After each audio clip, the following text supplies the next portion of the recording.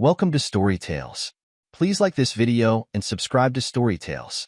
I hope you enjoy the story. Let's begin. The crack of gunfire echoed across the private tactical range.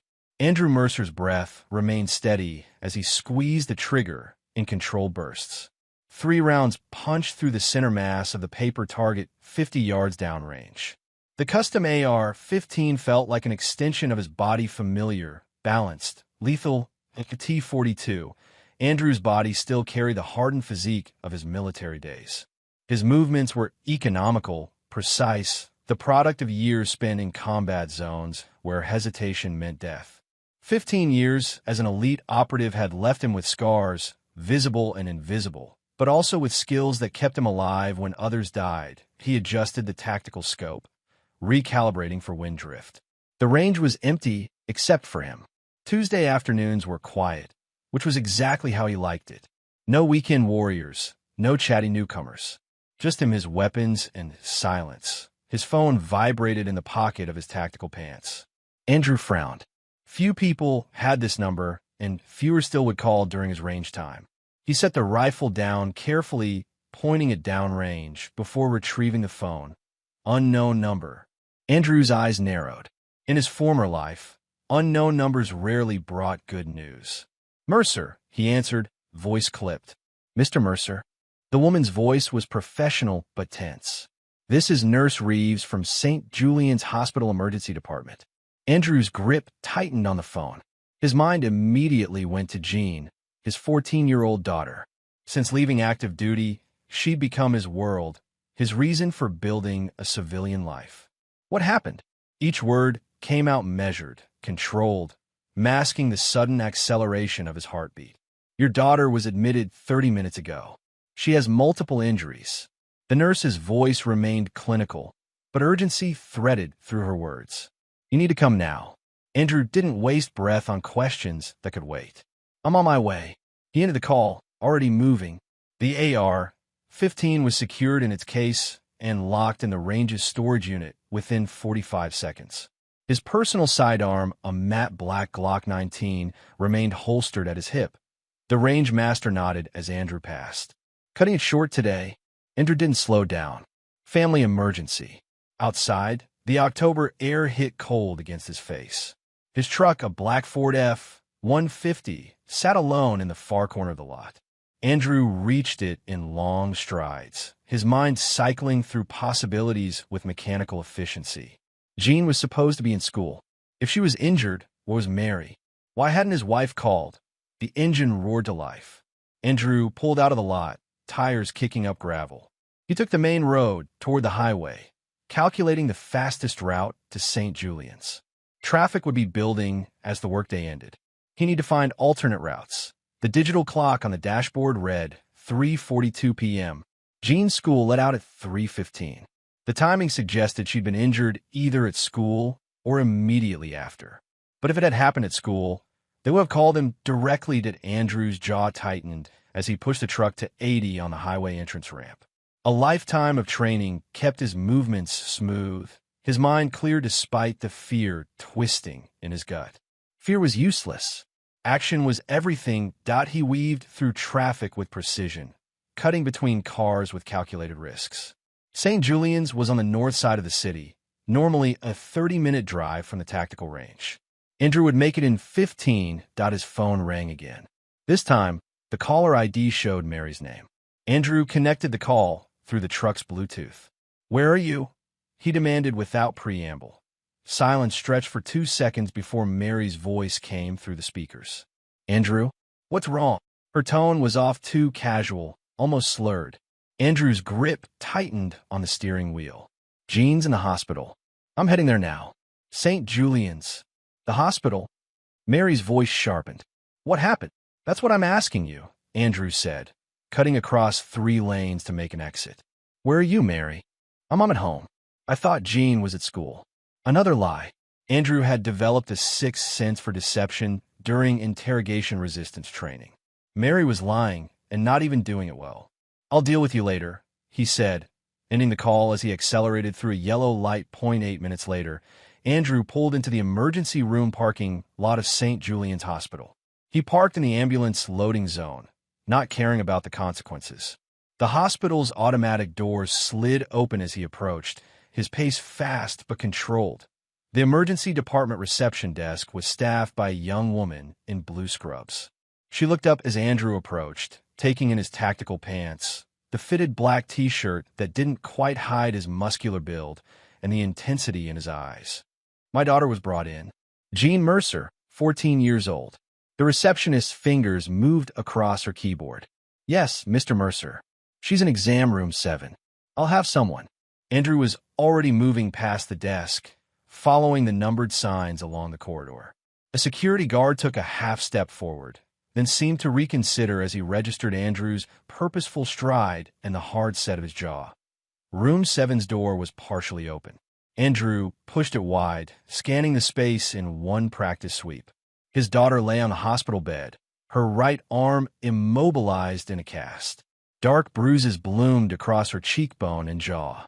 A cut above her left eyebrow had been closed with butterfly bandages. Jean's eyes, so like his own, widened as she saw him. Dad. The word came out as a whisper, ragged with pain and something else. Fear. Andrew moved to her side, his hand gentle as it covered hers. This close, he could see the full extent of her injuries. The bruising pattern was inconsistent with a fall down stairs alone. These were defensive marks. What happened? He asked, keeping his voice soft despite the rage building inside him. A doctor entered before Jean could answer. Mr. Mercer? I'm Dr. Simons. I've been treating your daughter. Andrew turned, assessing the middle-aged woman in the white coat. How bad? Dr. Simons consulted the tablet in her hands. Jean has a fractured radius, multiple contusions, and a mild concussion. We've set the arm and run a CT scan to check for internal bleeding. Fortunately, there's none, but we'd like to keep her overnight for observation due to the concussion. Andrew nodded once. I'd like a moment alone with my daughter. The doctor hesitated, glancing between them. Of course. I'll be back to check on her in a bit. As soon as the door closed, Andrew turned back to Jean. His daughter's eyes filled with tears. Tell me everything, he said, keeping his voice level. Jean's free hand clutched to the hospital blanket. I forgot my history textbook this morning. I went back home to get it during lunch period. She swallowed hard. Mom's car was in the driveway, and Uncle Jack's truck. Andrew's expression didn't change, but something cold and deadly settled in his chest. Jack Langley was Mary's brother, a man Andrew had never trusted. A man who looked at Andrew's military achievements with poorly disguised envy, and at Andrew's wife with something else entirely. Go on, he said when Jean hesitated. I used my key. I was trying to be quiet in case Mom was sleeping. Jean's voice dropped, but then I heard noises from your bedroom. Andrew didn't need her to elaborate. The pieces were falling into place, forming a picture he should have seen coming. I went upstairs, Jean continued, a tear tracking down her bruised cheek. The door was partly open. Mom was in bed with Uncle Jack. I screamed, and Mom saw me. She looked. Jean shuddered. She looked so angry, Dad. She came at me. I backed up, but she shoved me. Hard. I fell down the stairs. Andrew's military discipline was the only thing keeping his expression neutral. Inside, something primal and violent was awakening a side of himself he'd kept contained since returning to civilian life. That doesn't explain all of these bruises, he said quietly. Jean looked away. After I fell, Mom came down. She was yelling about how I shouldn't have come home, how I was ruining everything. Jean's voice broke. She hit me, Dad. Uncle Jack just stood there watching. Andrew's hand found Jean's, squeezing gently. Every fiber of his being wanted to hunt down Mary and Jack immediately, but Jean needed him now. You're safe, he said, the promise absolute. That Jean's grip tightened on his hand. Dad, her voice dropped to a whisper. I think they're still there. I heard Mom talking to Uncle Jack while I was on the floor. She said something about how they had to move quickly now, that you'd be home soon. Jean's eyes met his. They were drinking your whiskey, the expensive one you save for special occasions. Andrew's face gave away nothing, but his mind was already mapping out what needed to happen next. Mary and Jack, celebrating their betrayal with his whiskey, while his daughter lay injured on the floor. It painted a clear picture of their character and sealed their fate. "Rest," Andrew said, gently stroking Jean's hair away from her forehead. "I'll take care of everything. You promise you'll come back?" Fear made Jean sound younger than her 14 years. "Nothing could keep me away," Andrew assured her. He leaned down, pressing a kiss to her forehead. "Try to sleep. I'll handle this." Jean nodded, her eyelids already growing heavy from the pain medication. Andrew waited until her breathing evened out, then quietly moved to the door. He had matters to attend to. Andrew stepped into the hallway, pulling the door mostly closed behind him. His mind was operating with cold efficiency, compartmentalizing the personal betrayal to focus on immediate threats. Mary had crossed a line that couldn't be uncrossed. That she would harm their daughter to protect her affair with Jack was unforgivable. He approached the nurse's station, where a woman in her 40s looked up from a computer screen. "Mr. Mercer? I'm Nurse Reeves. We spoke on the phone." Andrew nodded. "My daughter will need security. No visitors except medical staff and myself. Not even her mother." The nurse's eyebrows rose slightly. "Is there something I should know?" "My wife is responsible for my daughter's injuries," Andrew said quietly. "I've served 3 tours overseas. I know defensive wounds when I see them." Understanding dawned in Nurse Reeves' eyes. She'd worked in emergency medicine long enough to recognize the signs of domestic violence. "I'll alert security," she said. "We have protocols for situations like this." "I have matters to attend to," Andrew said. "I'll return as soon as possible." The nurse nodded. "Your daughter will be safe here, Mr. Mercer." Andrew believed her, but something in his gut told him to be cautious. Years of combat had honed his instincts. He felt the weight of his Glock at his hip, a constant reminder of the dangerous world he'd once inhabited and never fully left behind. "Call this number if anything changes," he said, writing his cell on a notepad at the station. "Anything at all." Andrew walked toward the emergency exit, scanning each person he passed. Nothing seemed out of place, but the prickling at the base of his neck wouldn't subside. He paused at the door, looking back down the corridor toward Jean's room. The elevator at the far end dinged. 4 men in janitor uniforms stepped out, pushing a cart of cleaning supplies. Something about them immediately triggered Andrew's threat assessment. They moved wrong, too purposeful, too aware of their surroundings for maintenance staff. One had a tattoo peeking from beneath his sleeve, a design Andrew recognized from intelligence briefings on Eastern European gangs. Andrew stepped back into an alcove housing a water fountain, watching as the men moved down the corridor. Their eyes scanned doorways, checking room numbers. They were looking for something or someone. The lead man's hand stayed close to his waistband, the telltale posture of someone carrying concealed. These weren't janitors. They were hunters, and Andrew knew exactly who their target was. Andrew's mind switched to combat mode. The hospital corridor offered minimal cover. Civilian casualties were a significant risk. He needed to engage the threats quickly and quietly, away from Jean's room. He calculated the distance to the fire alarm on the wall. 20 feet. Pulling it would create confusion. Evacuation protocols would activate, and hospital security would respond. It would buy him time and clear civilians.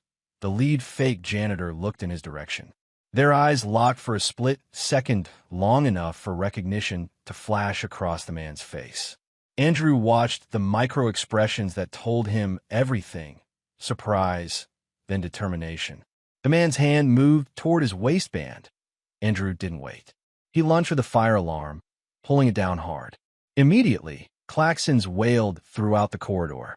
Overhead sprinklers remained inactive. This was just the first-stage alarm. Nurses and patients looked around in confusion. The 4 men broke into a run, not toward the exits, but toward Andrew. The lead man pulled a handgun from his waistband, keeping it close to his leg to conceal it from panicking civilians. Andrew moved instantly, closing the distance to the nearest attacker.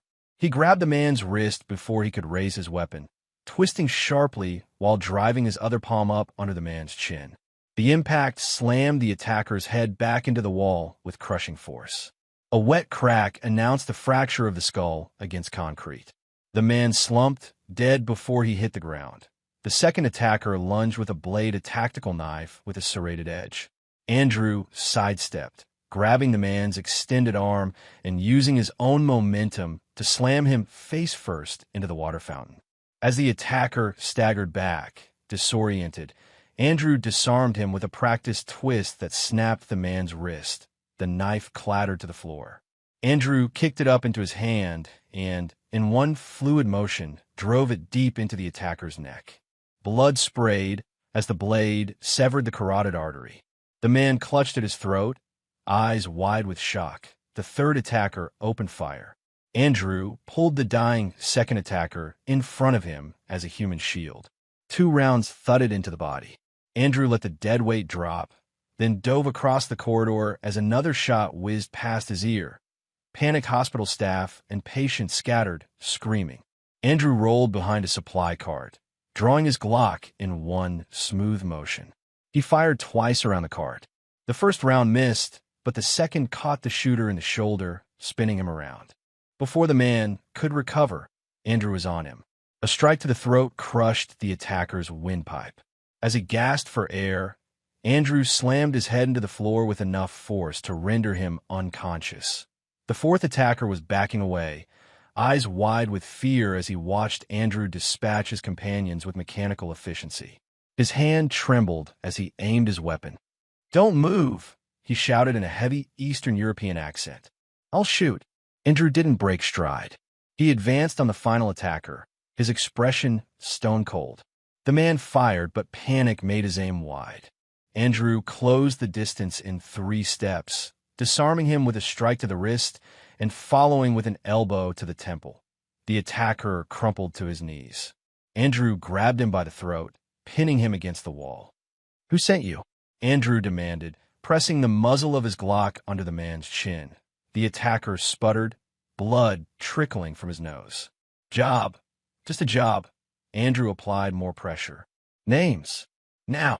"Your wife," the man gasped out. "She wants you dead." "Jack paid Vasquez. Said it had to look like hospital accident." Andrew's face betrayed nothing, but inside, pieces clicked into place. Mary and Jack hadn't just been having an affair, they'd been plotting his murder. "Vasquez." Andrew pressed. The attacker's eyes darted nervously. "Dante Vasquez. Runs enforcement for Eastern District. Ex-cartel. We just work for him." Andrew had never heard the name, but that didn't matter now. What mattered was that Mary had put a hit on him, using Jean's injuries as bait for the trap. Hospital security would be arriving any second. Andrew had to make a decision. The attacker had seen his face, knew his name, and had information that could be useful. But he was also a loose end. "Please," the man wheezed. "I have family." "So do I," Andrew replied coldly. With surgical precision, Andrew applied pressure to the man's throat, crushing his larynx. The attacker's eyes bulged as he struggled for air that wouldn't come. Within seconds, his body went slack. Andrew released his grip, letting the body slide to the floor. He quickly retrieved his spent shell casing's old habits died hard and tucked his weapon back into its holster. The entire encounter had lasted less than 90 seconds. Down the hall, hospital security appeared, weapons drawn. Andrew raised his hands slowly. "Federal consultant," he lied smoothly.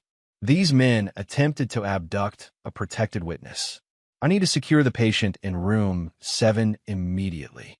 The confidence in his voice and the authority in his bearing made the security guards hesitate just long enough.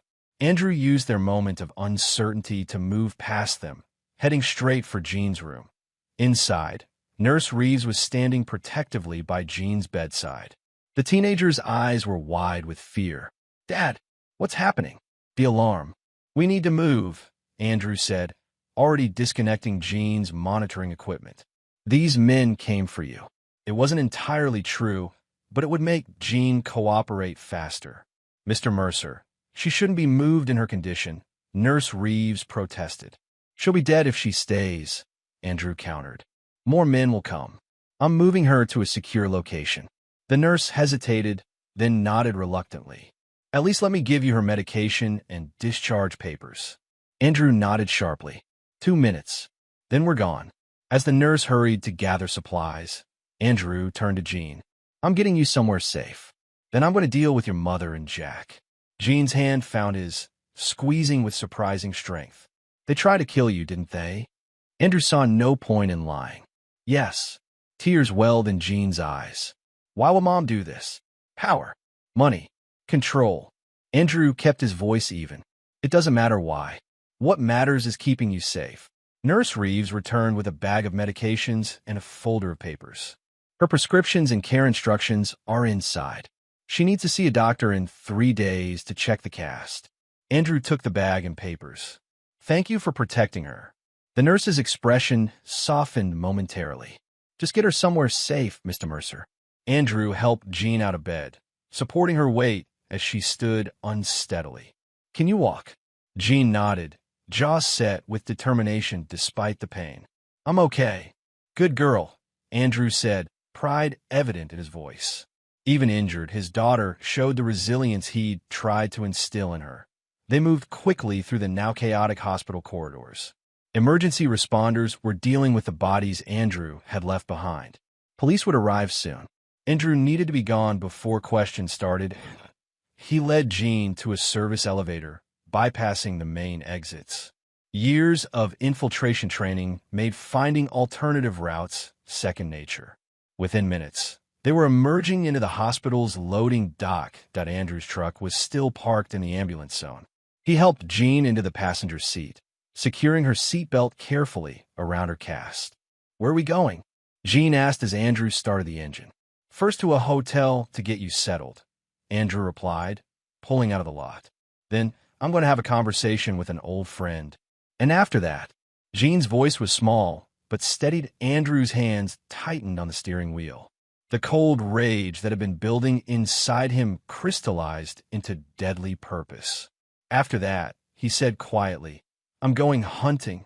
The Sunrise Motor Lodge sat just off the highway, a nondescript 2-story building with peeling paint and a flickering neon sign. Andrew chose it specifically for its anonymity and the fact that the night manager accepted cash without questions. Room 118 was at the far end of the building, away from the office and with a clear view of the parking lot. Andrew had secured it with additional locks and makeshift alarm systems, old habits that kept him alive in war zones. Jean slept on the queen-sized bed, her pain medication finally taking effect. Andrew watched her breathe for several moments, his face revealing the fierce protectiveness that defined their relationship. Then he turned to the small table by the window where his laptop hummed quietly that he needed information, resources, and someone he could trust. In his world, that narrowed the options considerably. Andrew pulled out a burner phone he'd purchased at a gas station and dialed a number from memory. It rang 3 times before a gruff voice answered. Whoever this is, you've got the wrong number. It's Mercer, Andrew said quietly. I need your help, Declan. A pause, then a low whistle. Mercer? Been what, 3 years? Must be serious if you're calling me. Life or death, Andrew confirmed. Mary put a hit on me. Used our daughter as bait. Jesus Christ, Declan Graves muttered. You still in the city? Affirmative. Jean's injured. We're laying low. Come to the spot. You remember where? The old maintenance tunnel beneath Parker Street. South Entrance. 2 hours, Declan said. I'll be ready. Andrew ended the call and destroyed the SIM card, crushing it under his boot. He checked his watch. 10:47 p.m. They had survived the initial attempt, but Mary would already know her plan had failed. She would be scrambling, making new arrangements. Time was critical. He gently shook Jean awake. We need to move.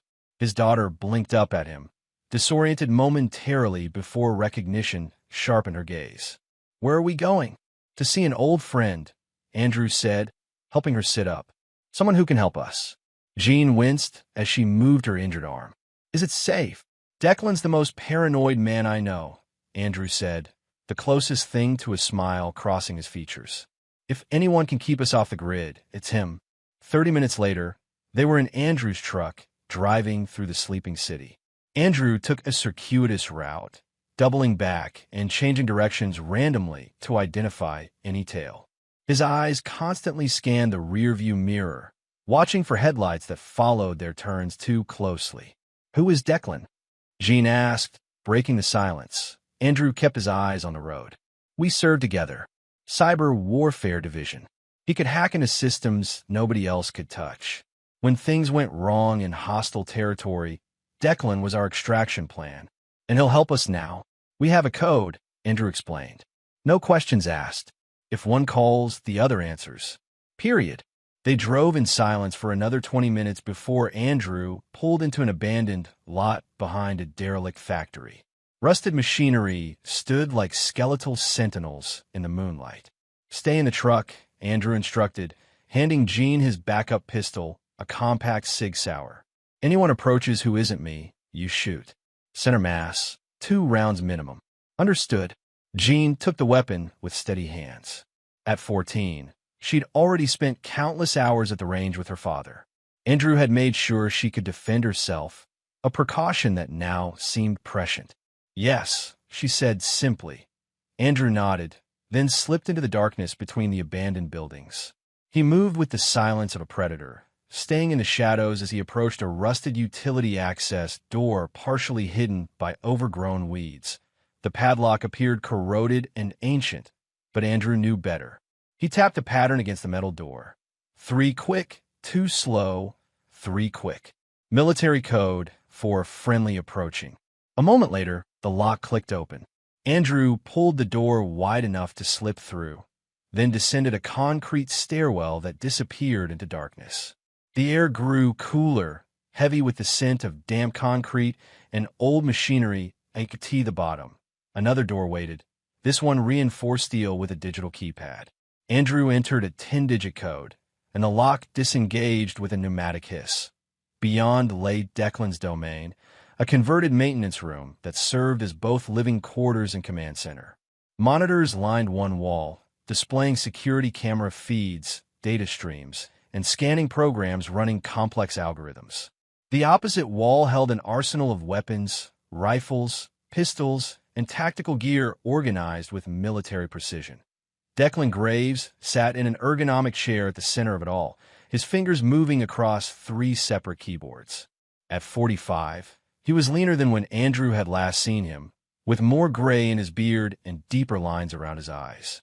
But the sharp intelligence in his gaze remained unchanged.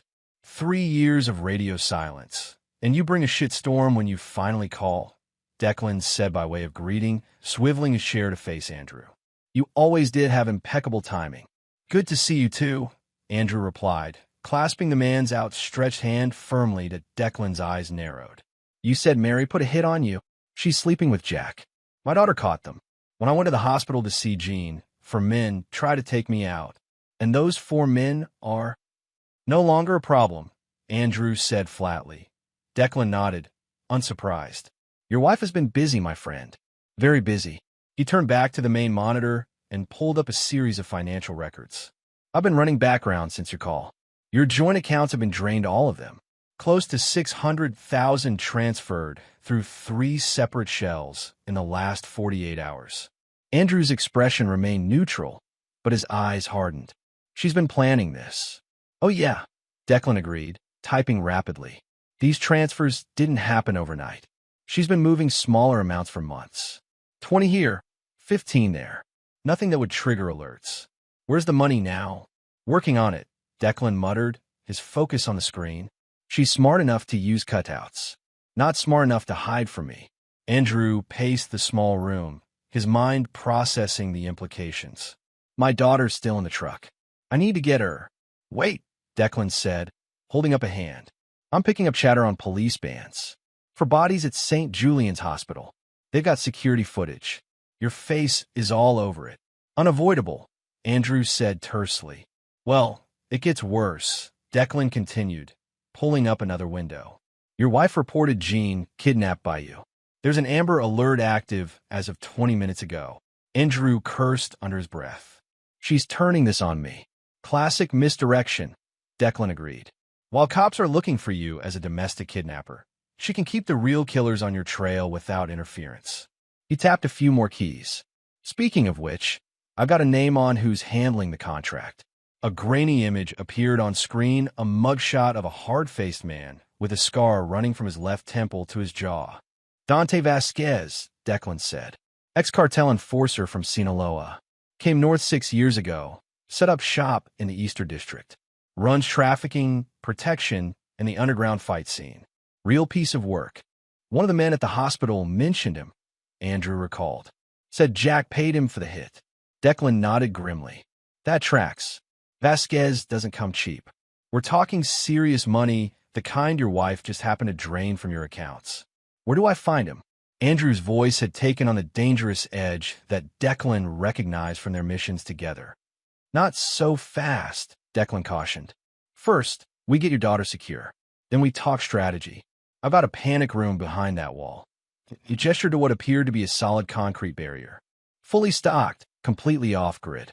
She'll be safe there while we handle this. Andrew nodded reluctantly. I'll get her. 20 minutes later, Jean was settled in Declan's panic room, her injured arm properly elevated and fresh pain medication administered. The room was small, but efficiently organized a bed, supplies, and multiple screens showing the exterior approaches to the bunker. You'll be safe here, Andrew assured her, checking the tablet that controlled the room's systems. No one can get through that door without the code, and you've got direct communication to both Declan and me. Jean looked up at her father, fear and determination mingling in her eyes. What are you going to do? Andrew considered his answer carefully. I'm going to find the people who want to hurt us, and I'm going to stop them. You mean kill them? Jean said flatly. It wasn't a question. Andrew met her gaze directly. Yes. Jean was silent for a moment, then nodded once. Mom tried to kill you. She hurt me. She deserves whatever happens. Get some rest, he said, squeezing her good hand. I'll check in regularly. Back in the main room, Declan had expanded his search. Multiple screens now displayed information on Vasquez, known associates, properties, business fronts. Your wife put a bounty on you, Declan said without preamble. $500,000. Vasquez gets an extra 100 if it's done within 48 hours. Andrew absorbed this information with deadly calm. Where is she now? Unclear, Declan admitted. Her phone's off the grid. So is Jack's.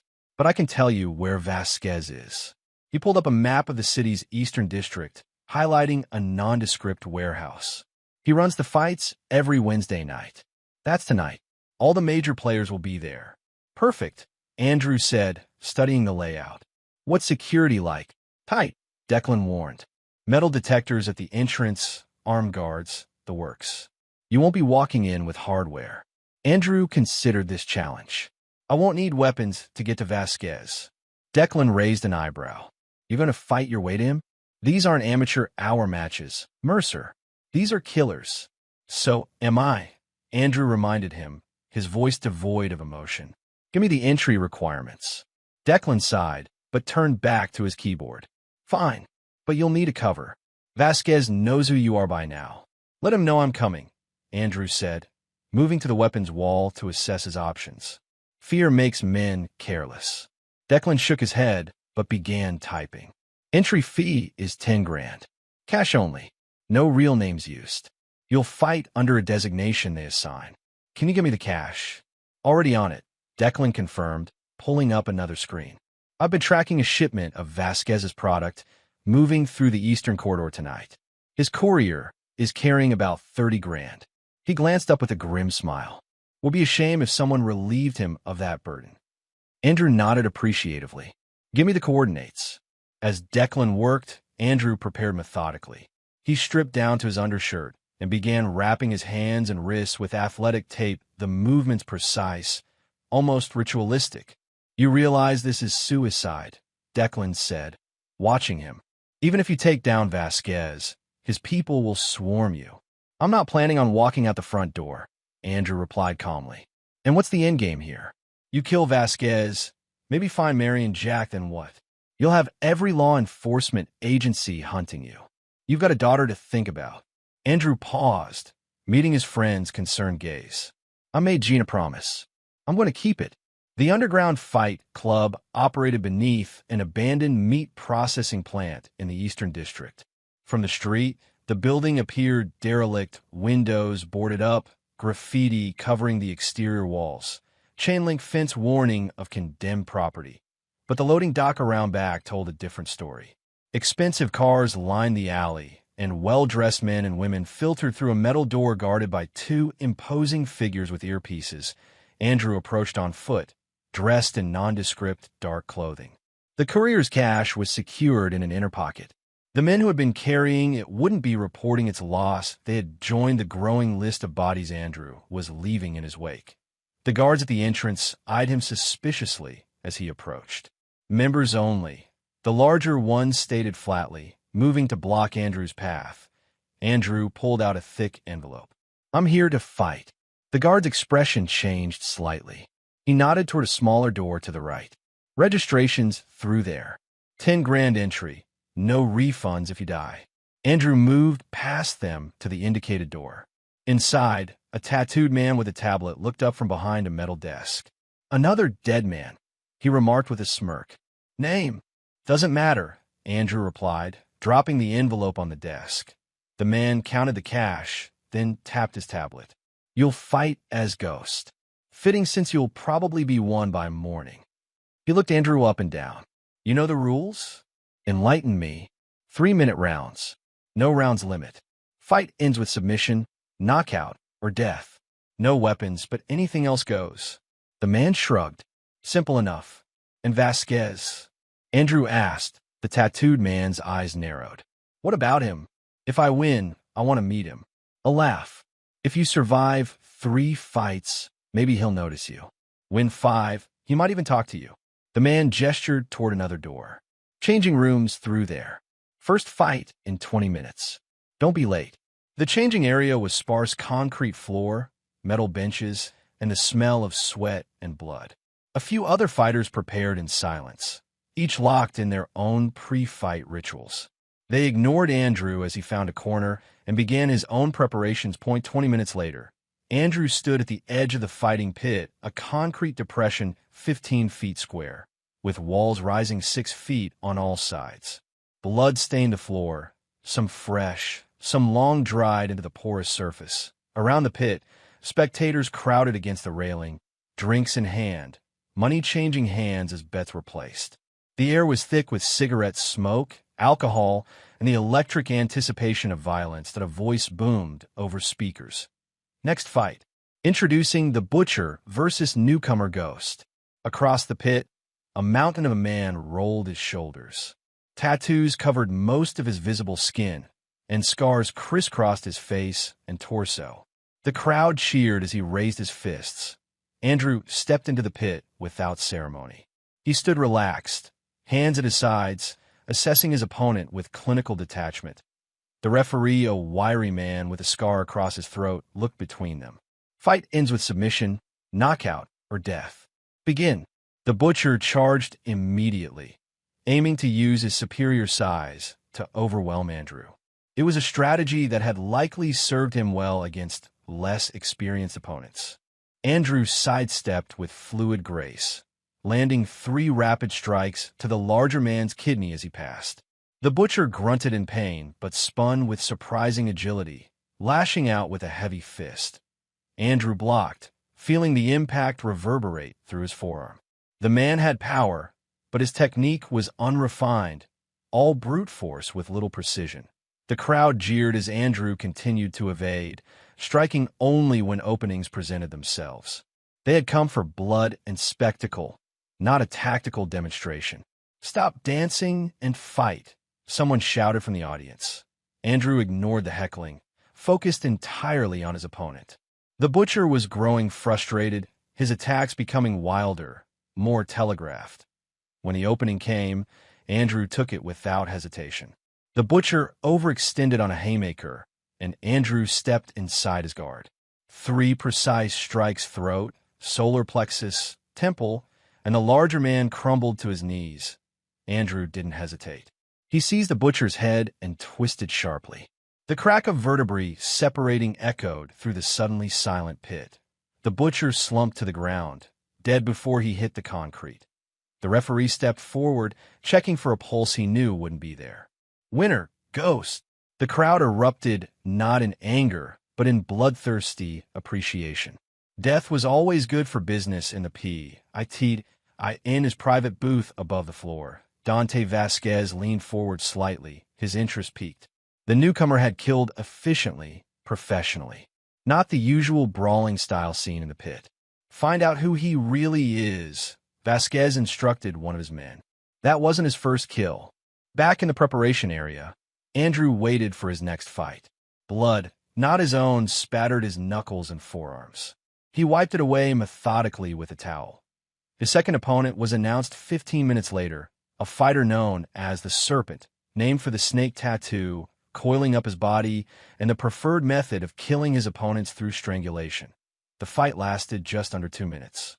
The Serpent was fast, technically proficient, but Andrew had been trained by the best military instructors in the world, had honed his skills in real combat against enemies who didn't follow rules. When the Serpent attempted his signature rear naked choke, Andrew countered with a move that dislocated the man's shoulder. As the fighter howled in pain, Andrew delivered a palm strike to his nose, driving cartilage into brain. Death was instantaneous. Again, the crowd roared its approval. Money changed hands larger sums now, as the spectators recognized real talent in the P.I.T. In his booth, Vasquez received the information he'd requested. His expression darkened as he read the hastily compiled dossier. Andrew Mercer, he muttered. Ex-military. Special ops. He looked up at his security chief. Double the guards. Now, Andrew's third fight came quickly, the organizers capitalizing on the crowd's excitement. His opponent was introduced as the Executioner, a giant of a man with a shaved head and dead eyes. As they faced off, the Executioner spoke, the first opponent to address Andrew directly. I know who you are, he rumbled. Vasquez is paying extra for your head. Andrew's expression remained impassive. Then you should have brought more men. The fight was brutal but brief. The Executioner had formal training, military or law enforcement background, Andrew assessed. But where Andrew had continued to hone his skills, this man had grown overconfident, reliant on his size and reputation. When it ended, the Executioner lay unconscious, his arm bent at an unnatural angle. He still breathed. The first opponent Andrew had left alive, a murmur ran through the crowd. 3 fights, 3 victories, in less than 30 minutes total. The announcer's voice boomed. Our new champion, Ghost. Andrew looked up directly at Vasquez's booth, making eye contact with the target. The message was clear. I'm coming for you. The crowd parted as Andrew climbed out of the pit. No one dared stand in his way as he walked directly toward the private staircase leading to Vasquez's booth. 2 guards moved to block him, hands on their weapons. Mr. Vasquez doesn't see fighters, one stated. Andrew didn't slow his pace. He'll see me. A voice called down from above. Let him up. The guards exchanged glances but stepped aside. Andrew ascended the stairs, every sense alert for traps or ambushes. At the top, 2 more guards frisked him thoroughly before allowing him to enter the private booth. Dante Vasquez sat behind a glass partition that overlooked the fighting pit. He was younger than Andrew had expected, mid-30s at most, but his eyes held the hardened gaze of someone who had seen and caused tremendous violence. A thin scar ran from his left temple to his jaw, pulling his mouth into a permanent half-smirk. Andrew Mercer, Vasquez said, gesturing to a chair across from him. I was wondering when you'd come looking for me. Andrew remained standing. You took a contract on me. You made a mistake. Vasquez laughed, the sound genuine but cold. Business is business, Mr. Mercer. Your wife paid well. Very well. He sipped from a crystal glass of amber liquid. I'd do it again under the same circumstances. Where is she? Andrew demanded. Now, why would I tell you that? Vasquez set his glass down. You've cost me 3 good fighters tonight. That's bad for business. I can cost you much more, Andrew promised quietly. Vasquez's smirk widened. Threats from a dead man? Bold. He leaned forward. Let me explain your situation, Mr. Mercer. You're in my house, surrounded by my men. The only reason you're still breathing is because I'm curious about the man who killed my hospital team. Curiosity will get you killed, Andrew replied. Vasquez laughed again. I like you, Mercer. You have what we Mexicans call cojones. His expression hardened. But business is business. Your wife paid for your death. My reputation demands I deliver. In one fluid motion, Vasquez pulled a gun from beneath the table, aiming it directly at Andrew's chest. Any last words? Andrew didn't flinch. You should have brought more men. What happened next occurred with such speed that even Vasquez's trained guards couldn't react in time. Andrew seized the metal ashtray from the table and hurled it at Vasquez's face. As Vasquez instinctively raised his hand to block, Andrew vaulted the table. The gun discharged, the bullet grazing Andrew's side. But momentum carried him forward. He slammed Vasquez back in his chair, both men crashing to the floor. Guards rushed forward, but in the confined space, they couldn't shoot without risking hitting their boss. Andrew used this hesitation to his advantage, landing a crushing blow to Vasquez's knee. The joint shattered with a sickening crack. Vasquez screamed in pain.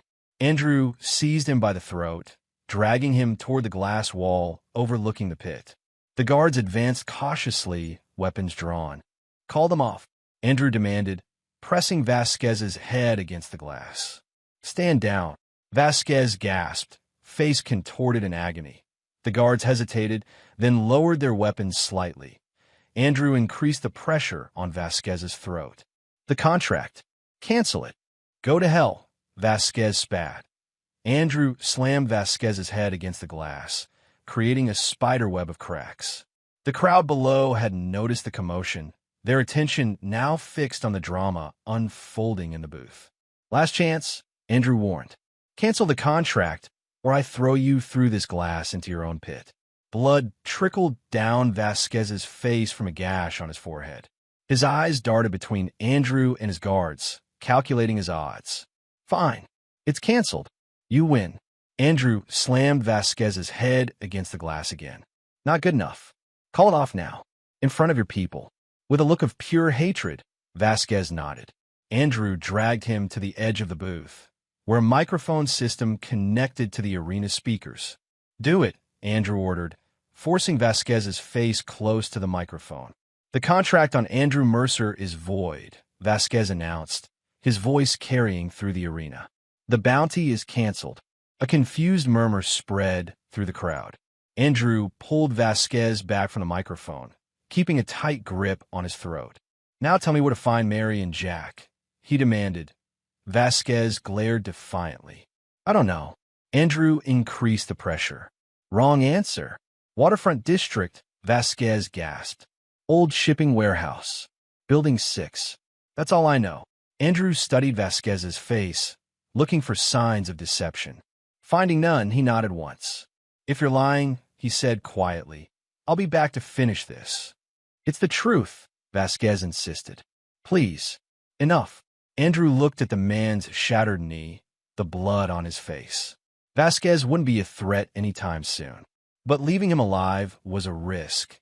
The decision took less than a second. Andrew slammed Vasquez's head into the steel cage that separated the VIP area from the pit. Once, twice, 3 times. Each impact was delivered with clinical precision, gradually increasing force that on the 4th strike, Vasquez's skull cracked. His body went limp. The guards stood frozen, stunned by the sudden, brutal execution of their boss. Andrew used their momentary shock to his advantage. Backing toward the exit, he turned to the crowd below, who had witnessed the entire scene in stunned silence. "Tell whoever's next," Andrew called out, his voice carrying across the suddenly quiet arena. "I'm coming." No one moved to stop him as he left the booth. The message had been delivered. Andrew Mercer was not to be trifled with. Andrew returned to Declan's bunker just after midnight, his clothing spattered with blood, a shallow graze wound on his right side. Declan looked up from his monitors, taking in Andrew's appearance with a raised eyebrow. "Vasquez?" he asked simply. "No longer in business," Andrew confirmed. Declan nodded, unsurprised. "I've been monitoring police bands. Quite the commotion at the Fight Club. You're not exactly keeping a low profile." "Wasn't the objective," Andrew replied, checking the tablet that showed Jean sleeping peacefully in the panic room. "I got a location on Mary and Jack. Waterfront District, Building 6. Declan typed rapidly, pulling up satellite imagery of the waterfront area. "Old shipping warehouse. Inactive for 3 years." But he zoomed in on recent thermal scans, There's been activity in the last 24 hours. Heat signatures, vehicle movement. How many inside? Hard to tell precisely. I'm picking up at least 6 distinct signatures. Could be more. Andrew moved to Declan's weapons wall, assessing his options. I'll need something with range and something for close quarters. Standard assault package. Declan suggested, standing to join him. Andrew nodded. And comms. I want you as Overwatch. As Declan gathered the equipment, Andrew's phone buzzed with an incoming message. A video. He opened it, his face hardening as the image resolved. Jean sat tied to a metal chair, a gag in her mouth. Her eyes were wide with fear, but there was determination there too. Mary's voice came through the speaker. This is simple, Andrew. You for her. Come alone, or she dies. The video ended, replaced by coordinates confirming the warehouse location. Andrew stared at the screen, momentarily confused. They have Jean. What? Declan rushed to check the panic room feed. The video showed Jean still sleeping soundly. That's impossible. Andrew showed him the video message. This was sent 2 minutes ago. Declan shook his head. She's there, Andrew. Look. They both looked at the tablet. The footage showed Jean sleeping, the timestamp current. But something about the image nagged at Andrew. Play it back. Last hour. Declan tapped commands, and the footage rewound. Jean sleeping. Jean shifting position. Jean sleeping. Stop, Andrew said suddenly. There. She shifted position, but her cast didn't move properly. Declan zoomed in. You're right. The movement's not natural. It's a loop, Andrew realized. Check the door lock access log. Declan pulled up another screen. Last entry, 30 minutes ago. Your code. I haven't been back in 30 minutes, Andrew said, already moving toward the panic room, weapon drawn. The room was empty, the bed carefully arranged to look occupied from the camera angle. A note lay on the pillow, written in Mary's handwriting. Did you really think I wouldn't find your little hideout? Jack sends his regards. Cold fury washed over Andrew. They had been tracking him, waiting for him to leave Jean alone. And now they had her. How? Declan demanded, examining the room's security system. This door is state-of-the-art. The only way to open it is with your code or mine. Andrew thought back to the hospital, the men who had attacked him. One of them must have placed a tracker on me. Or on Jean. I swept both of you when you arrived, Declan protested. Not well enough, Andrew said grimly, checking his weapons. The coordinates in the video confirmed them. Declan returned to his computers. Waterfront District, Building 6. Same location Vasquez gave you. At least he wasn't lying, Andrew muttered. How long to get there? 20 minutes if you push it. Andrew was already moving toward the exit. Have a backup team ready. If I don't check in every 15 minutes, coming hard. You're walking into a trap, Declan warned. They'll be expecting you. Andrew's expression was stone cold. I'm counting on it. The waterfront district stretched along the city's eastern edge, a mix of active shipping facilities and abandoned warehouses. Building 6 was one of the larger structures, set apart from the others by a chain-link fence topped with barbed wire. Andrew approached on foot, using the abandoned buildings for cover. His primary weapon, a suppressed 416 Hong Kong dollars rifle, was slung across his back. A Glock 19 with tactical light was holstered at his hip, and a combat knife was secured to his ankle. Perimeter check, he murmured into his comm unit. 2 guards at the main entrance. Declan's voice responded in his ear. Another patrolling the east side. Thermal shows approximately 8 heat signatures inside the main structure. Andrew studied the building through his night vision scope. Point of entry, loading dock on the west side. Minimal coverage. Andrew moved silently, staying in the shadows. He reached the western approach without incident, spotting the lone guard at the loading dock. The man was alert, scanning his surroundings continuously. Taking him out, Andrew whispered, raising his rifle. The suppressed shot dropped the guard without sound. Andrew approached quickly, confirming the kill before moving to the dock door. It was secured with a simple padlock, which he cut with bolt cutters from his tactical pack. Inside, the warehouse was dimly lit by emergency lights. Shipping containers, and old machinery created a labyrinth of potential hiding spots and ambush points. Andrew moved cautiously, sweeping each sector before advancing. Main heat signatures approximately 60 meters ahead. Declan advised through the calm, central area of the warehouse. Andrew proceeded methodically, eliminating 2 more guards who crossed his path. Neither had time to radio for help before Andrew's knife found its mark. As he approached the central area, voices became audible. One female, Mary. One male, Jack. And occasional whimpers that Andrew recognized as Jean's muffled cries. He crept closer, using shipping containers for cover. Through a gap, he could see into a cleared area at the center of the warehouse. Jean sat tied to a metal chair, exactly as in the video. Mary paced nearby, a pistol in her hand. Jack stood beside Jean, his own weapon resting casually against her temple. "He should be here by now," Mary said, checking her watch anxiously. "Relax," Jack replied. "We got all the leverage. He'll come." "You don't know Andrew like I do," Mary argued. "He's unpredictable. Dangerous." Jack laughed dismissively. "The mighty Andrew Mercer. I've heard enough about him to last a lifetime." He pressed the gun harder against Jean's temple, making her wince. "What good did all his training do? His precious daughter is still here with my gun to her head." Andrew controlled his breathing, assessing the situation with cold precision. 2 primary targets. Jean in immediate danger. No clear shot without risking his daughter. The team needed to create a distraction. Speaking softly into his comm, Andrew instructed, "Declan, kill the power on my mark." 3, 2, 1 mark. The warehouse plunged into darkness. Andrew activated his night vision and moved swiftly. "What the hell?" Jack's voice shouted. "Get the emergency generators. Stay with the girl." Mary ordered someone in the darkness. Andrew moved silently toward Jean's position, navigating by memory and night vision. He could see Jack still standing beside Jean, gun now pointed outward as he scanned the darkness for threats. Andrew drew his combat knife. The throw would need to be perfect. Any mistake could cost Jean her life. That he took position 20 feet away, steadied his breathing, and threw. The blade spun through the air with lethal accuracy, burying itself in Jack's throat.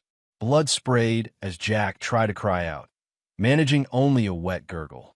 The gun discharged harmlessly into the ceiling as he staggered backward, hands clutching futilely at the blade embedded in his neck. "Jack!" Mary's panicked voice called out. "Jack, what happened?" Jean's eyes widened as she recognized what had occurred, even in the darkness. She kept perfectly still as blood sprayed across her shoulder from Jack's severed artery. Andrew moved quickly to her side, cutting her bonds and removing the gag. "Dad," she whispered, relief flooding her voice. "Shoo," he cautioned, guiding her toward cover behind a nearby shipping container. "Stay low." Emergency lights flickered on, bathing the warehouse in dim red light. Mary stood near the center of the open area, her gun raised as she scanned frantically for threats. Jack lay on the ground nearby, blood pooling around his body, his eyes fixed and lifeless. "Andrew," Mary called out, her voice shaking. "I know you're here. Show yourself." Andrew positioned Jean safely behind cover. "Don't move," he instructed quietly. "No matter what happens." Jean nodded, her face pale but determined. Andrew circled silently, approaching Mary from behind. She continued to call out, growing more desperate as she realized she was alone and exposed. "We can talk about this," she shouted into the dimly lit warehouse. "It doesn't have to end badly." "It already has," Andrew said, stepping into view 10 feet behind her. Mary spun, firing wildly. The shots went wide, missing Andrew completely as he closed the distance between them. "You," Mary began, but never finished the sentence as Andrew disarmed her with a precise strike to her wrist. The gun clattered to the floor. Mary backed away, terror replacing the arrogance in her eyes. "Andrew, please. It was Jack's idea. All of it. He made me do it." "You threw our daughter down the stairs," Andrew replied coldly. "You put a bounty on my head." "I wasn't thinking clearly," Mary pleaded. "We can fix this. Start over." Andrew's expression remained impassive. There's no fixing this, Mary. He advanced on her slowly, his intent clear in his eyes. Mary turned to run, but in her panic, she tripped over Jack's outstretched arm. She fell hard, scrambling to get away as Andrew approached. "Andrew, please," she begged, her back hitting a concrete pillar. "For Jean's sake." "This is for Jean's sake," Andrew replied. Before he could act, the sound of approaching sirens cut through the warehouse. Police. Someone had heard the gunshots. Mary's expression changed from terror to triumph. "They'll arrest you. You're a wanted man now." Andrew hesitated, calculating his options. Killing Mary would be satisfying, but endangering Jean's future was not acceptable. The police would be here within minutes. "You've lost, Andrew," Mary taunted, regaining some confidence as the sirens grew louder. "Even if you kill me, you'll spend your life in prison. Jean will end up in foster care." Andrew's face betrayed nothing, but his mind was working rapidly. Mary was right about one thing: he couldn't be caught here. "This isn't over," he promised quietly. He backed away, retrieving his knife from Jack's throat in one smooth motion. Mary remained pressed against the pillar, afraid to move despite her apparent victory. Andrew returned to Jean's position. "We need to go. Now." Together, they moved swiftly toward the warehouse exit, using the maze of containers for cover.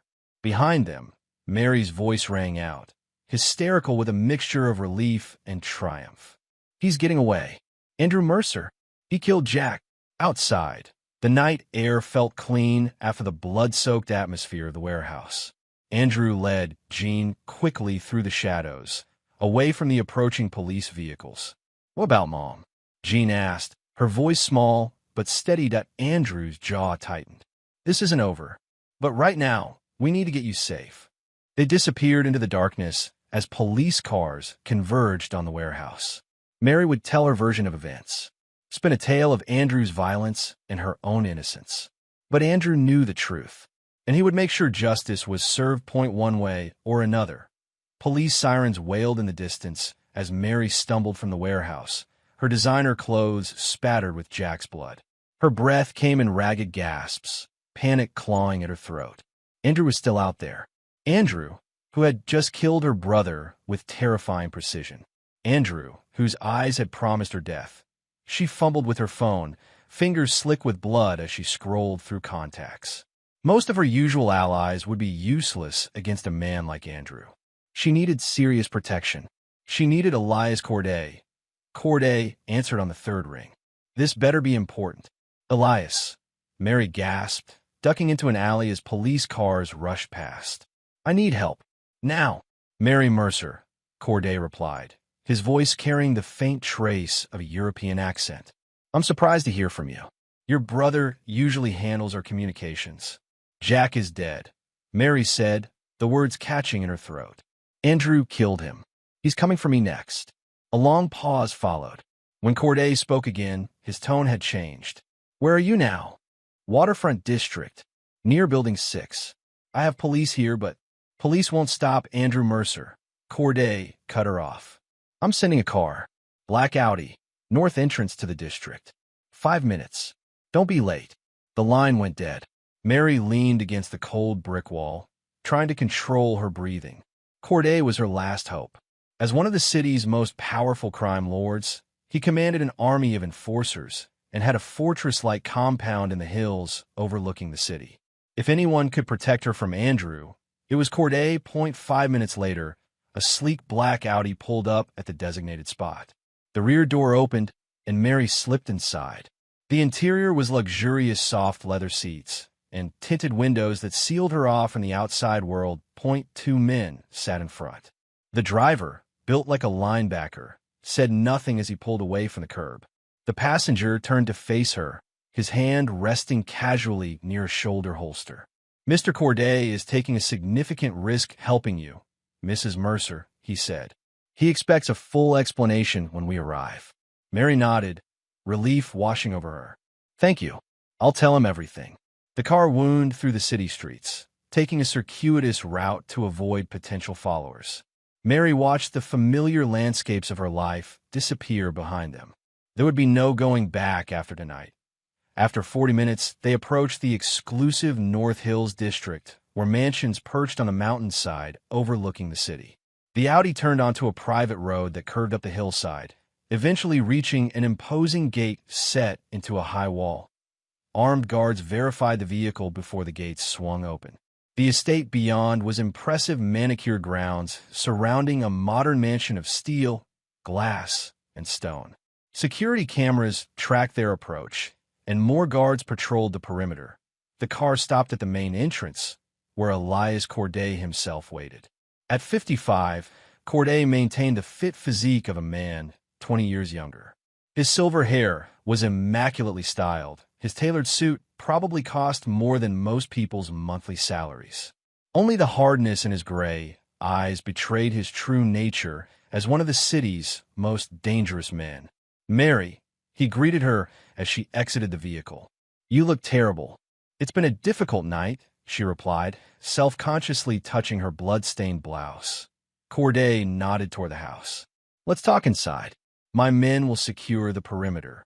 Inside, the mansion was a showcase of wealth. Modern art adorned the walls, and expensive furniture was arranged with meticulous care.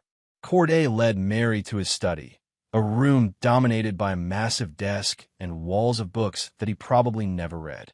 "Drink?" he offered, moving to a bar cart. "Please," Mary said. "Anything strong." Corday poured 2 glasses of scotch, handing one to Mary before sitting behind his desk. "Now, tell me exactly what happened." Mary took a large swallow, wincing as the alcohol burned down her throat. "It all went wrong. The hospital hit failed. Jack's men at the warehouse failed. Andrew killed them all, including Jack." Her voice cracked. "He threw a knife right through Jack's throat. I barely got away. And her daughter, Andrew took her," Mary said bitterly. "She's always been Daddy's little girl anyway." Corday studied Mary over the rim of his glass. "Why did you try to have your husband killed, Mary?" Mary shifted uncomfortably. "We were unhappy. Divorcing him would have meant splitting everything. This way, I'd get all insurance, properties, investments, and freedom." "A complex plan," Corday observed, "with many moving parts. Too many, perhaps." "We had it all worked out," Mary insisted. "The timing, the hitmen, everything. Jack said you even recommended Vasquez for the job." Corday's expression darkened slightly. "I merely mentioned Vasquez handled certain problems. I wasn't aware your target was Andrew Mercer." "What difference does it make who he is?" Mary asked impatiently. "He's just one man." Corday set his glass down, leaning forward. "Mercer is an executioner, not some civilian you can easily eliminate.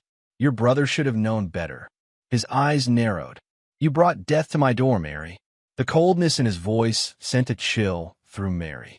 "You can kill him," she insisted. "You have men, weapons. This place is a fortress." Corday's laugh held no humor. "Kill Andrew Mercer? The man who survived 3 combat tours in the world's worst hellholes? Who eliminated Vasquez and his entire security team without breaking a sweat?" He shook his head. "No, Mary. We run. Run." Mary stared at him incredulously. "You're afraid of him?"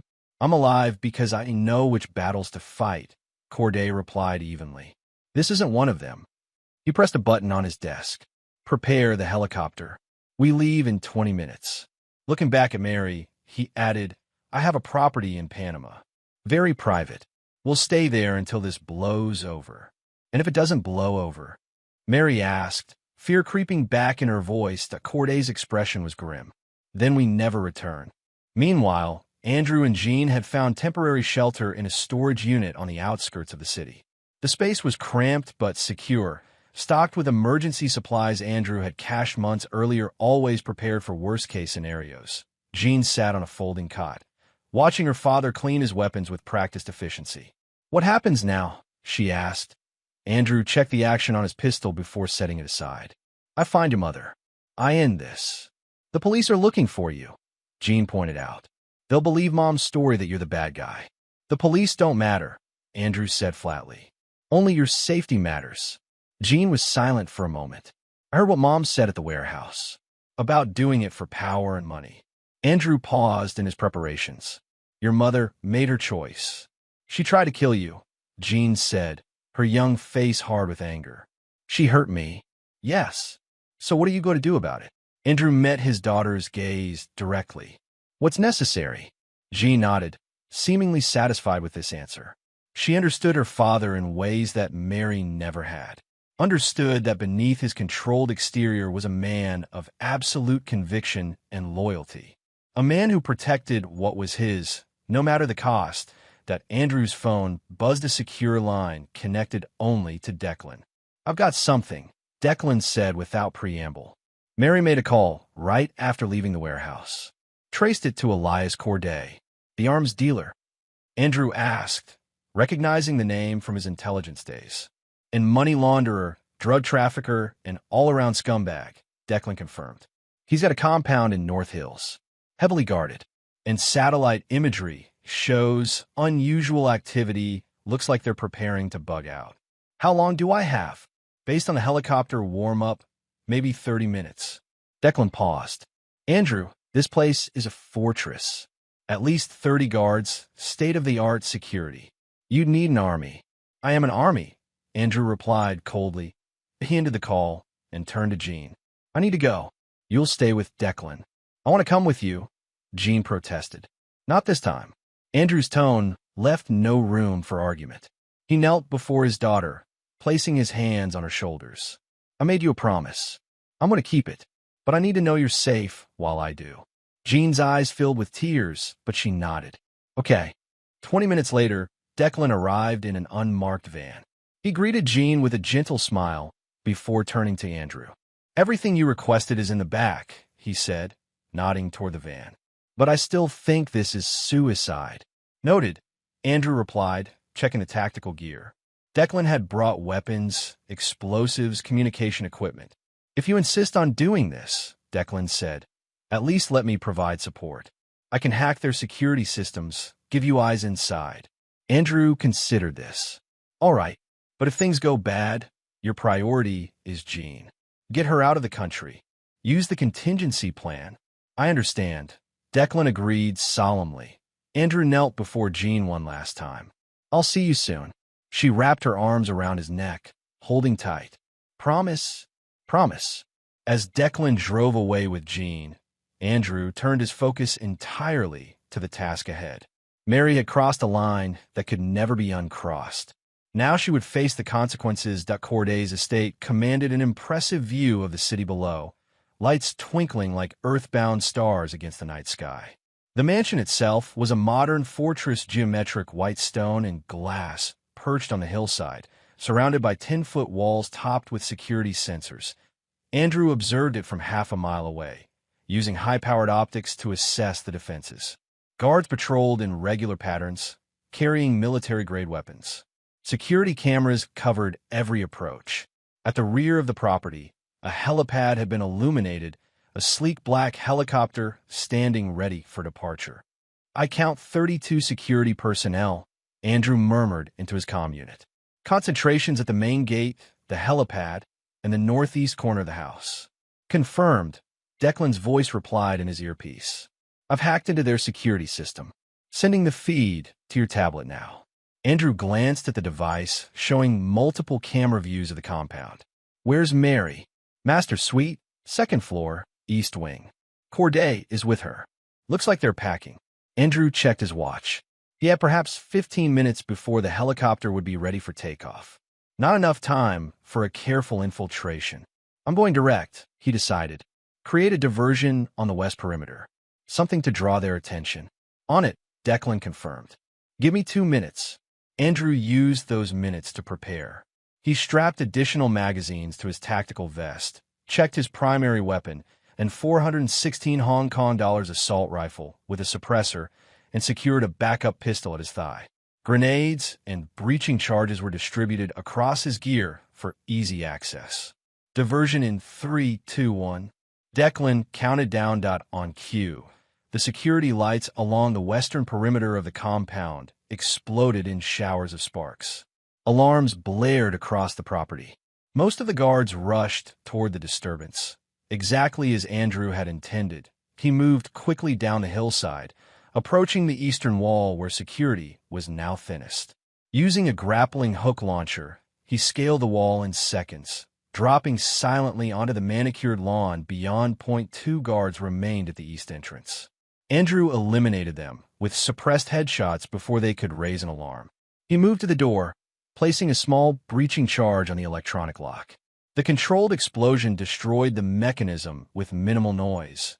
Inside, Andrew encountered his first resistance. 3 guards responding to the perimeter alarm. They weren't expecting threats from within the house and reacted too slowly. Andrew's rifle barked 3 times, and the men dropped. "Security system shows you've been detected," Declan warned through the comm. "They're initiating lockdown protocols." "How long until the helicopter is ready?" 8 minutes at most.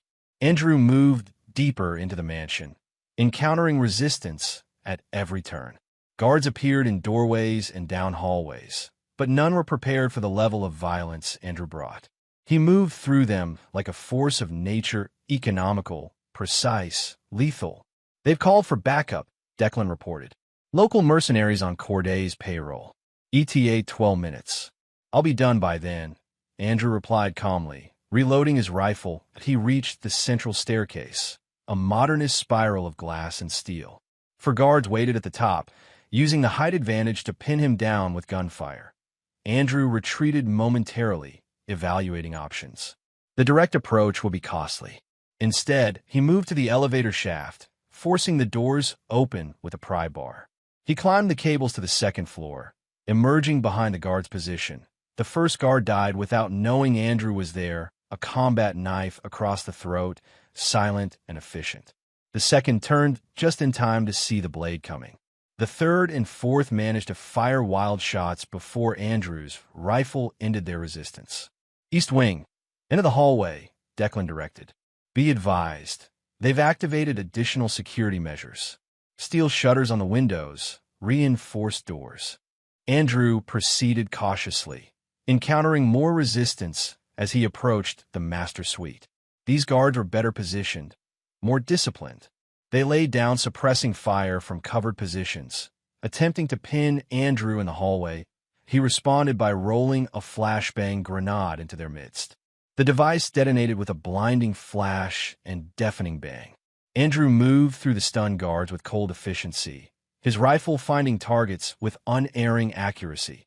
More guards appeared from side rooms. The confined space of the hallway worked to Andrew's advantage. They couldn't bring their numbers to bear effectively. He switched to his sidearm when his rifle ran dry, continuing his relentless advance till a round grazed his left arm, drawing blood. Andrew barely registered the pain, returning fire and dropping the shooter with a double tap to the chest. "Corday's moving Mary to the panic room," Declan warned. "Reinforced steel, separate ventilation, communications. Once they're inside, you'll need serious hardware to breach it." Andrew increased his pace, leaving bodies in his wake. The master suite door loomed ahead, solid oak with modern reinforcement. Locked, of course, that he placed a breaching charge and stepped back. The explosion blew the door off its hinges, and Andrew moved through the smoke, weapon raised. The suite was opulent, expensive furnishings, art, a wall of windows overlooking the city. Elias Corday stood near a hidden door in the far wall, frantically working a keypad. Mary was already halfway through the doorway, her face a mask of terror as she saw Andrew enter. "Go!" Corday shouted at her, drawing a pistol from inside his jacket. "I'll hold him off." Mary disappeared through the doorway as Corday fired at Andrew. The shots were hurried, poorly aimed. Andrew took cover behind a sofa, returning fire with controlled bursts. "You can't win this, Mercer," Corday shouted. "Even if you kill me, that panic room will keep Mary safe until help arrives." "There is no help coming for either of you," Andrew replied, his voice unervingly calm. Corday fired again, emptying his magazine. As he fumbled to reload, Andrew emerged from cover, advancing steadily. Panic replaced Corday's confidence. "Wait, we can talk about this." "No," Andrew said simply, and fired once. The bullet struck Corday between the eyes. He crumpled to the floor, his expression frozen in perpetual surprise. Andrew stepped over the body, examining the panic room entrance. The heavy steel door had sealed automatically after Mary entered. A keypad beside it required a code that Andrew didn't have. Declan, I need options on the panic room. Working on it, Declan replied. The system is isolated from the main network for security. I can't hack it remotely. Andrew studied the door frame, noting the hinges and lock mechanism. What about structural weaknesses? Possibly the wall adjoining the bathroom, Declan suggested after a moment.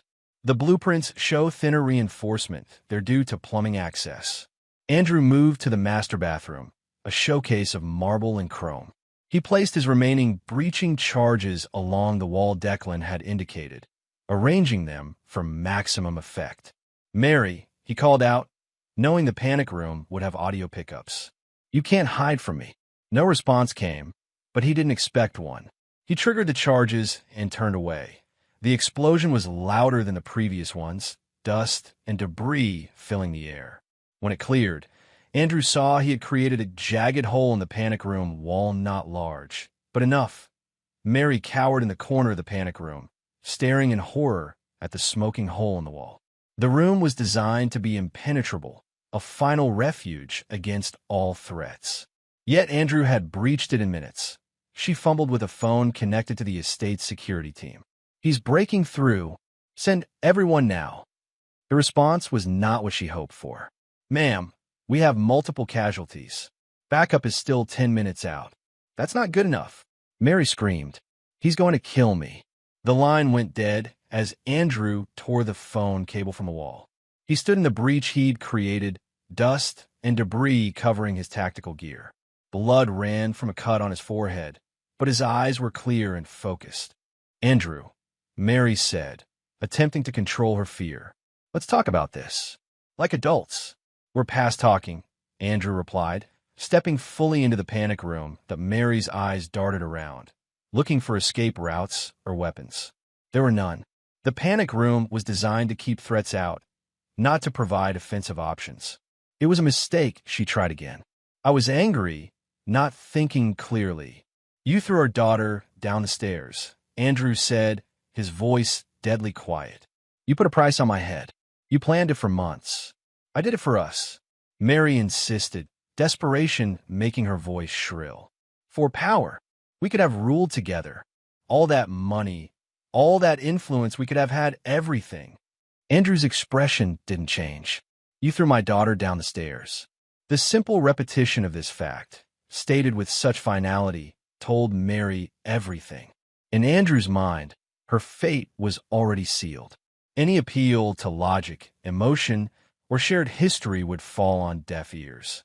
She survived, Mary shouted, backing away until she hit the wall. Jean is fine. No thanks to you, Andrew replied. He raised his pistol, aiming center mass. Mary's fear gave way to rage. You never loved me. Not really. I was just part of your cover story, your attempt at a normal life. The great Andrew Mercer, playing house between killing people for the government. You're right, Andrew admitted coldly. I never really knew you, and you never knew me. He chambered around with a metallic click. But you're about to find out who I really am. Mary's eyes widened as she realized these were her final moments. She opened her mouth to scream, but the sound was overwhelmed by gunfire as Andrew emptied an entire magazine into her body. The impacts drove Mary back against the wall, her designer clothes blossoming with red stains. She slid to the floor, eyes open but seeing nothing, her expression frozen in eternal surprise. Andrew stood motionless for several seconds, watching to ensure she was truly dead. When he was satisfied, he ejected the empty magazine and loaded a fresh one, always thorough, always professional. It's done, he said into his comm unit. Mary's dead. Corday, too. Police response incoming, Declan warned. For minutes out. You need to move. Andrew turned away from Mary's body without a second glance. Headed to extraction point now. As he made his way back through the mansion, Andrew encountered no further resistance. The remaining guards had either fled or were focusing on evacuation rather than confrontation. The reputation of Andrew Mercer had spread quickly among their ranks, a one-man army who could not be stopped. Andrew exited the compound the same way he had entered, disappearing into the darkness of the hillside, just as police sirens became audible in the distance. By the time authorities secured the scene, he was already miles away, all evidence of his presence removed or destroyed. Some messes couldn't be cleaned up, of course. 30 bodies lay scattered throughout Corday's estate security personnel who had made the fatal mistake of standing between Andrew Mercer and his target. None had families who would ask too many questions about their employer or their fate. They were hired guns who died as they had lived violently and anonymously. In the aftermath, police would reconstruct what they could. They would find Mary Mercer's body in the panic room, Elias Corday dead nearby. They would document the carnage and issue warrants. But they would never find Andrew or Jean Mercer. Some ghosts didn't want to be found. 3 weeks later, a nondescript cabin stood nestled among pine trees in the mountains of northern Idaho. The property was isolated, accessible only by a dirt road that wound through dense forest. No neighbors for miles, no unexpected visitors. Inside, Andrew sat at a wooden table, cleaning his weapons with the same methodical precision he applied to all aspects of his life. Jean watched from the sofa, a book open but unread in her lap. The cabin was Spartan but comfortable, a living area with a stone fireplace, 2 bedrooms, a basic kitchen. Solar panels provided limited electricity, a well-supplied water, and a propane tank handled cooking and heating needs. It was one of several safe houses Andrew had established over the years, preparation for a day he hoped would never come. "Will we stay here?" Jean asked, breaking the companionable silence. Andrew checked the action on his pistol before setting it aside. "For now, until I'm sure we're clear." Jean nodded. She had grown in these weeks, not physically, but in other ways. The trauma of her mother's betrayal, her uncle's death, the violence she had witnessed. These things had changed her, hardened her in some respects, but also strengthened the bond between father and daughter. "I don't miss her," Jean said suddenly. "Is that wrong?" Andrew considered his daughter's question carefully. "Your mother made choices. Bad ones. Choices that hurt you. It's natural not to mourn someone who betrayed you. But she was still my mom. Biology doesn't guarantee love or loyalty," Andrew replied. "Actions do. Your mother's actions showed who she really was." Jean absorbed this with a wisdom beyond her years. "What about school? Friends? Our old life? Gone," Andrew said simply. "But we'll build a new one." The satellite phone on the counter buzzed, one of their few connections to the outside world. Andrew answered it with caution. "It's me." Declan's voice came through. "Secure line." "Report," Andrew said, slipping automatically into operational mode. "Police investigation is focusing on Corday's criminal activities," Declan explained. "Theory is that he and Mary were romantically involved, that you discovered the affair, and things escalated. And the warrants? Still active. Murder, kidnapping, assault. They're looking for you, but the trail's cold. I've planted false sightings in Argentina and Thailand." Andrew processed this information. "And the other matter?" Declan's tone changed. "That's why I'm calling. There's still a bounty on you. Vasquez had a brother in Colombia. He's taken over the business and doubled the price on your head." "How much?" $1 million. Dead or alive." Andrew's expression didn't change. "Any takers?" "A few," Declan admitted. "Professional hunters. The kind who don't give up easily." Jean watched her father's face, reading the situation from his micro-expressions, a skill she'd developed from years of observation. "We should move," she suggested quietly. Andrew shook his head. "We're secure here. For now. I'll keep monitoring the situation," Declan promised. "If anything changes, you'll be the first to know." "Thank you," Andrew said, meaning it. Declan had risked much to help them disappear, falsifying documents, creating new identities, establishing untraceable financial resources. After ending the call, Andrew returned to the table, finishing his weapons maintenance. Jean joined him, helping to reassemble a rifle with practiced hands. "Will they find us?" she asked. "Eventually, someone might," Andrew admitted. "No hiding place is perfect forever. And when they do," Andrew met his daughter's gaze. "Then we'll be ready." He reached for a box of ammunition, methodically loading a magazine. Each bullet slid into place with a soft click, a rhythm that had become as familiar to him as his own heartbeat. "There will always be threats," Andrew continued. People who want to hurt us or use us. The key is to be prepared, to never let your guard down. Jean nodded, absorbing the lesson. Is this our life now? Always running, always looking over our shoulders. For a while, Andrew said, until the world forgets about us, or until we eliminate all threats. The phrase hung in the air between them, eliminate all threats. The cold practicality of a man who had spent his life in the shadows, dealing with problems that couldn't be solved through normal channels. I want to learn, Jean said suddenly. Everything you know. How to fight, how to survive. Her eyes, so like her father's, held the same determination. I don't want to be afraid anymore. Andrew studied his daughter, seeing both the child she had been and the woman she would become. In that moment, he made a decision. If this was to be their life, she needed to be prepared for its realities. All right, he agreed. We start tomorrow. Later that evening, as twilight settled over the mountains, Andrew stood on the cabin's small porch. The air was cool and pine-scented, the forest quiet except for the occasional call of a nightbird. In the distance, mountains rose like sentinels against the darkening sky. The satellite phone buzzed again. Andrew answered, expecting Declan with an update. Found something interesting, Declan said without preamble. Vasquez's brother isn't working alone. He's partnered with someone from your past. A man named Kelso. Andrew's body tensed. Thomas Kelso, a name from his military days. A former teammate who had gone rogue, selling secrets and services to the highest bidder. How certain are you? Andrew asked, his voice carefully controlled. 100%. Got visual confirmation from surveillance at a meeting in Bogota last week. Andrew absorbed this information, its implications unfolding in his mind. This changes things. I thought it might, Declan replied grimly. What's the play? Andrew was silent for a moment, weighing options. Kelso knew him, knew how he operated. The man had been trained by the same instructors, fought in the same wars. This wouldn't be like hunting Mary and her amateur conspirators. Keep monitoring, Andrew finally said. I need to know their movements, their resources, and then I hunt them down, one by one, until there's no one left who wants to hurt us. The call ended, and Andrew remained on the porch, staring into the gathering darkness. Inside, he could hear Jean moving around the kitchen, preparing a simple dinner. A normal, domestic scene that contrasted sharply with the violent reality of their situation.